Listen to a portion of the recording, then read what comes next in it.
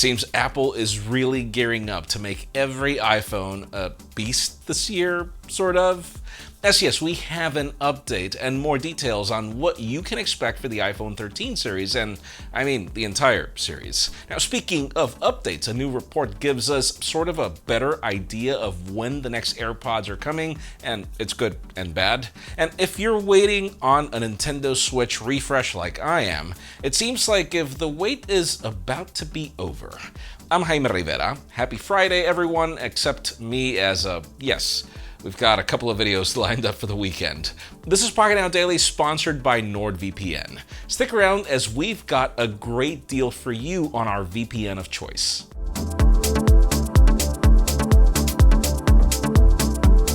The official news today, of course, begin with deals, and two things. One, you can skip them in the time codes, and two, well, it's Memorial Day weekend, so I actually wouldn't recommend you do, as we've got a ton of stuff here, starting with Apple. Amazon, once again, has the blue M1 entry-level iMac listed for $1,259, and the only other base model listed is pink and green for $1,299, so that's a pretty solid $40 discount on a product that just started shipping.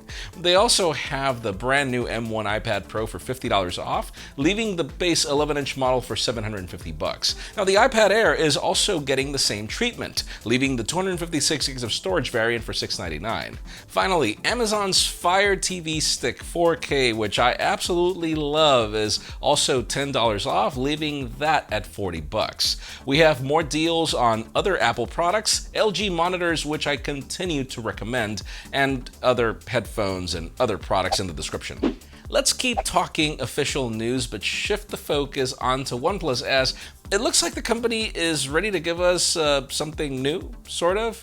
I mean, last year the company found a ton of success in the Nord series, and now they want to continue that lineup. According to a new report from Android Central, the OnePlus Nord CE 5G will make its global debut on June 10th, with India being the first market to get their hands on it. And on an interview with Pete Lau, he mentions that this new device will rock the characteristics of a Nord series, but will deliver beyond expectations. Sadly, we don't have much details on the Nord CE, but we can expect it to be priced around $300 to $400, and it will bring design cues of the OnePlus 9 series, at least from the camera module, which is a positive thing for me. But the irony is when he also mentions the fact that flagships are getting expensive, and that the Nord CE will be a good example of their core principle, which is to deliver excellent products and experiences to more people. And I'm like, well, how about not pricing the 9 Pro like if it were an iPhone, Pete?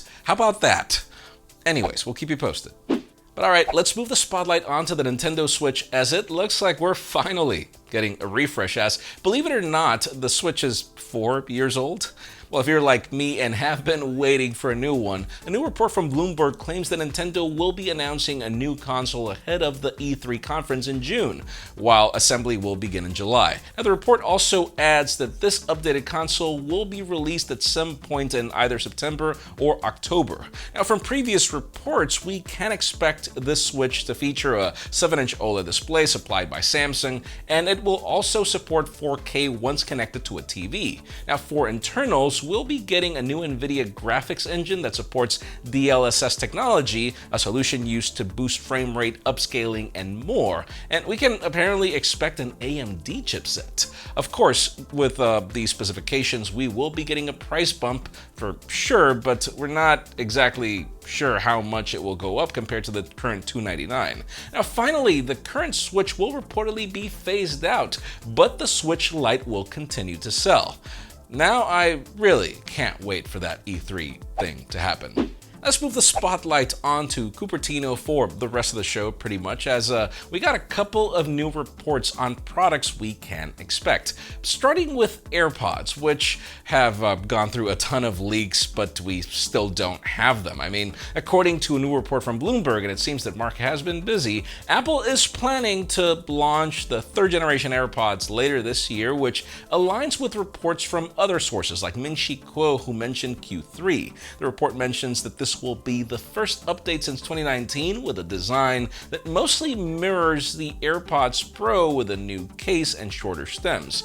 Of course, we'll still be missing the Pro features like active noise cancellation, but they will support spatial audio, and of course they will bring an Apple chip for quick pairing and tracking.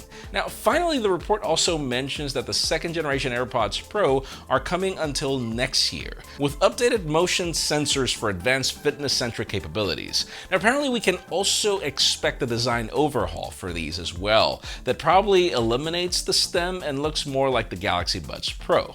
So yeah, if you want a new pair of earbuds from Apple sooner, it seems that those Beats Studio Buds that LeBron just leaked are the way to go. While that happens, and as we get to the hottest news, here's a word from today's sponsor. If you follow me on social media, you know I travel a lot, which requires me to need a lot of public networks, and at the same time, I'm sure you've noticed that services like Netflix and even YouTube are restricted per region. One of my tools of choice to spare myself from any unpleasant surprises is today's sponsored NordVPN.